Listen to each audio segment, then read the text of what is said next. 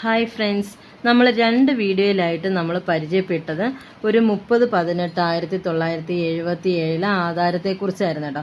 ആ ആധാരത്തിൽ നിന്നും ഇവർ തണ്ടപ്പേരിൽ കാണിച്ച കൃത്രിമവും സബ് രജിസ്റ്റർ ഓഫീസിൽ കാണിച്ച അഴിമതിയൊക്കെയാണ് നമ്മൾ 2 ദിവസമായിട്ട് ചർച്ച ചെയ്തുകൊണ്ടിരുന്നത്.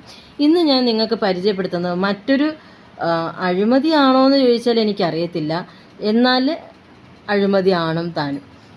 ആ ഒരു രീതിയിലുള്ള സംഭവമാണ് കേട്ടോ ഇന്ന് ഞാൻ നിങ്ങളെ പരിചയപ്പെടുത്താനായിട്ട് പോകുന്നത്. അപ്പോൾ ഈ ആധാരം നിങ്ങൾ കണ്ടല്ലോ, ഇതൊരു പങ്കജാക്ഷി അമ്മ എഴുതി കൊടുത്ത ആധാരമാണെന്ന് ഞാൻ ഇന്നലെ നിങ്ങളോട് പറഞ്ഞായിരുന്നു. അപ്പോൾ പുള്ളിക്കാരന് അങ്ങനെ 1 ഏക്കർ 24 സെൻറ്റാ കിട്ടിയെന്നൊക്കെ നമ്മൾ ഈ ആധാരത്തിൽ നിന്ന് നമ്മൾ മനസ്സിലാക്കിയായിരുന്നു. 4/13 4/13 എന്ന് പറയുന്ന സർവേ സബ് ഡിവിഷനിൽ നിന്ന് ഇദ്ദേഹത്തിന് നമ്മൾ 1 ഏക്കർ 24 സെൻറ്റ് ഉണ്ടെന്നാണ് കേട്ടോ നമ്മൾ പറഞ്ഞിരിക്കുന്നത്. പക്ഷെ ഇന്നിപ്പോൾ ഞാൻ നിങ്ങളോട് പറയാൻ ശ്രമിക്കുന്നത് അതൊന്നുമല്ല. ഈ ആധാരത്തിലെ 1 ഏക്കർ 24 സെൻറ്റ് വസ്തു എന്ന് പറയുന്നതിൽ ഈ ഉടമസ്ഥന് കിട്ടിയിരിക്കുന്നത് വെറും 35 സെൻറ്റാണ് വിലയാധാരമായിട്ട് കിട്ടിയിരിക്കുന്നത്.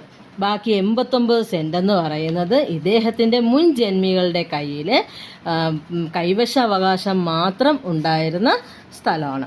അതിന് ഞാൻ തെളിവായിട്ട് നിങ്ങളെ മുന്നേ ഇന്ന് കാണിക്കുന്നത് 1965 ഈ 65 ഒരു പങ്കജാക്ഷി അമ്മയാണ് കേട്ടോ ഈ കാമബാലൻ എന്ന് പറയുന്നത് ഈ ഇദ്ദേഹത്തിന് എഴുതി കൊടുത്തിരിക്കുന്നത്. ഈ പങ്കജാക്ഷി അമ്മയാണ് എഴുതി കൊടുത്തിരിക്കുന്നത്.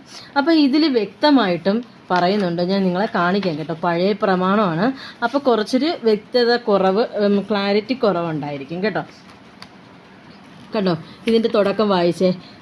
കുമാരൻ തമ്പിയുടെ കൈവശമുണ്ടായിരുന്ന 89 സെൻറ്റ് വസ്തുവകകൾ വിലയാധാരത്തോടു കൂടി ഇദ്ദേഹത്തെ ഏൽപ്പിക്കുകയായിരുന്നു. അപ്പം ശരിക്കും പറഞ്ഞാൽ വെറും 35 സെൻറ്റ് മാത്രമാണ് എന്ത് ചെയ്തിരിക്കുന്നത് വിലയായിട്ട് അതായത് ഈ പറയുന്ന ഈ പങ്കജാക്ഷിക്ക് അമ്മയ്ക്ക് തന്നെ കൊടുക്കുന്നതിന് മുന്നേത്തെ ജന്മിക്ക് കൈവശം ഉണ്ടായിരുന്ന സ്ഥലമാണ് ആർക്ക് കൊടുത്തിട്ടുള്ളത്, പങ്കജാക്ഷി അമ്മയ്ക്ക് കൊടുത്തിട്ടുള്ളത്. അപ്പം പങ്കജാക്ഷി അമ്മയോ മുൻ ജന്മികളോ എന്ത് ചെയ്തിട്ടില്ല, ഇതിന് പട്ടയം വാങ്ങിയിട്ടില്ല. ഇനി നമുക്ക് പട്ടയം ലഭിക്കാത്ത വസ്തുക്കൾ നമുക്ക് എങ്ങനെ പോക്കുവരവ് ചെയ്യാൻ പറ്റുന്നത്?